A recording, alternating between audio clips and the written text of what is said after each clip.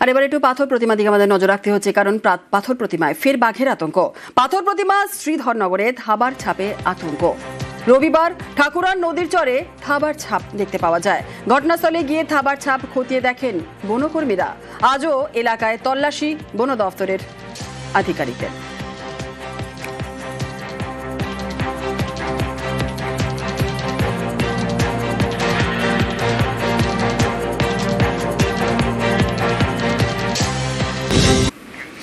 অসুস্থ শরীরেই এসআইআর কাজ। রাতভর এসআইআর এর কাজ করতে গিয়ে অসুস্থ পূর্ব বর্ধমানের ভাতারের বিএলও রবীন্দ্রনাথ রায়।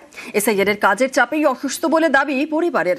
মাথা ঘোরা, বুকে ব্যথা নিয়ে ভর্তি হয় গুসকরা স্বাস্থ্য কেন্দ্রে। বাড়ি ফিরে ফের এসআইআর এর কাজে বিএলও চিকিৎসকেরা বিশ্রামের পরামর্শ দিলেও কাজে বিরাম নেই। বিএলওর দায়িত্ববোধের প্রশংসায় রামচন্দ্র কলোনির বাসিন্দারা।